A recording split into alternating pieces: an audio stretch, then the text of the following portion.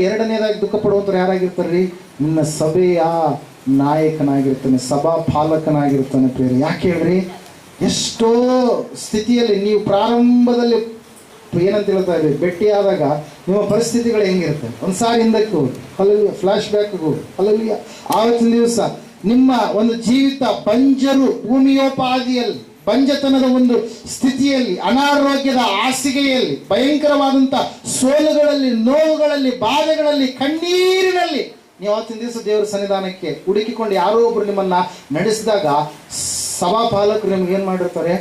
ಎಲ್ಲ ವಿಷಯದಲ್ಲಿ ಧೈರ್ಯ ಹೇಳಿರ್ತಾರೆ. ನೀವು ಭಯಪಡಬೇಡ, ದೇವರು ನಿನ್ನ ಕಣ್ಣೀರನ್ನ ಒರೆಸ್ತಾನೆ. ಕಾರಣ ಆತನ ಜೀವ ಸ್ವರೂಪನಾದಂಥ ದೇವರು. ಆತನು ನಿನ್ನ ಜೀವಿತದಲ್ಲಿ ಬಿಡುಗಡೆ ತರ್ತಾನೆ, ನಿನ್ನಲ್ಲಿ ಇರ್ತಕ್ಕಂಥ ಕೊರತೆಗಳನ್ನು ನೀಗಿಸ್ತಾನೆ, ಸಮೃದ್ಧಿಯನ್ನು ಆತನು ತರ್ತಾನೆ. ಆ ಎಲ್ಲ ಸಂಗತಿಗಳನ್ನ ದೇವರ ಮೂಲಕವಾಗಿ, ದೇವರ ಆತ್ಮನ ಮೂಲಕವಾಗಿ ಗುರುಗಳು, ಪ್ರವಾದಿಗಳು ನಿನ್ನ ಬಳಿಯಲ್ಲಿ ಹೇಳಿದಾಗ ನಿನ್ನ ಜೀವಿತ ಬರ್ತಾ ಬರ್ತಾ ಬರ್ತಾ ಬರ್ತಾ ಏನಾಗುತ್ತೆ? ಅಭಿವೃದ್ಧಿಯ ಪಥದ ಕಡೆಗೆ ಬರುತ್ತೆ. ಮೊದಲನೇದಾಗಿ ಆತ್ಮಹತ್ಯೆ ಸ್ಥಿತಿ ಇರುತ್ತೆ.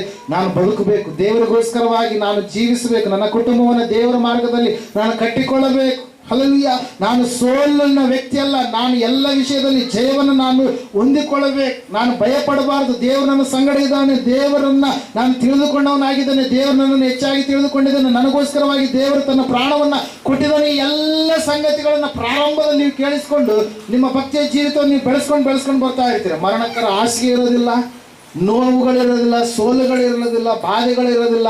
ಎಲ್ಲ ರೀತಿಯಲ್ಲಿ ಸಮೃದ್ಧಿಕರವಾಗಿರುವಂಥ ಸಮಯದಲ್ಲಿ ಸಡನ್ ಆಗಿ ಯಾವುದೋ ಒಂದು ಕೆಲವೊಂದು ಪರಿಸ್ಥಿತಿಗಳು ನಿಮ್ಮನ್ನ ದೇವರಿಂದ ದೂರ ಮಾಡಿದ್ವು ಅಂತ ತಿಳ್ಕೊಳ್ತಾರೆ. ಕೆಲವೊಂದು ಸ್ಥಿತಿಗಳು ದೇವರ ಹೇಳ್ತಾನೆ ಅದು ಕೆಟ್ಟ ಮಾರ್ಗ ಅಂತೇಳಿ ಸಡನ್ ಆಗಿ ಯಾರೋ ಒಂದು ಆಲೋಚನೆ ಮೂಲಕವಾಗಿ ಅದೇ ಮಾರ್ಗವನ್ನು ನೀನು ಹಿಡಿದಿರ್ತಿ.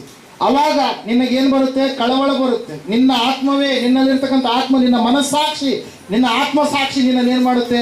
ನೀನು ಒಳ್ಳೆಯ ಮಾರ್ಗದಲ್ಲಿ ಇತ್ತಿ, ಆದರೆ ಈಗ ನೀನೇನು ಮಾಡಿದೀಯಾ? ತಪ್ಪು ಹೋದಂಥ ಸ್ಥಿತಿಯಲ್ಲಿ ಇದೆಯಾ? ಆ ಆತ್ಮ ನಿನ್ನನ್ನು ಎಚ್ಚರಿಸುತ್ತೆ. ಹಲ್ಲೆಲೂಯಾ. ಆ ಸಮಯದಲ್ಲಿ ನೀನು ದೇವರಿಂದ ದೂರ ಹೋದಾಗ ಅವಾಗ ಸೇವಕರು ಏನು ಮಾಡ್ತಾರೆ?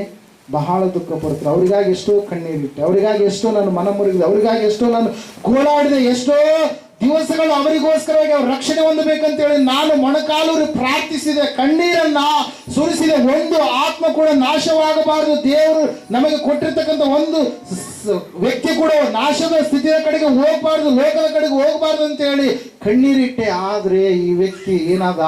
ದೇವರಿಂದ ದೂರ ಆದ. ಎಲ್ಲ ಲಾಭಗಳನ್ನ, ಆಶೀರ್ವಾದಗಳನ್ನ, ಎಲ್ಲ ವಿಧದಲ್ಲಿ ಬಿಡುಗಡೆಯನ್ನ ಪಡೆದುಕೊಂಡಿದ್ದ ಆದ ಮೇಲೆ ಹಲ್ಲೆಲೂಯಾ, ಆತನ ರಕ್ತದಲ್ಲಿ ತೊಳೆಯಲ್ಪಟ್ಟಂತ ಎಲ್ಲ ಸಂಗತಿಗಳನ್ನು ನಾವು ಕೇಳಿಸಿಕೊಂಡಂತವರಾಗಿದ್ದೇವೆ. ಹಲ್ಲೆಲೂಯಾ.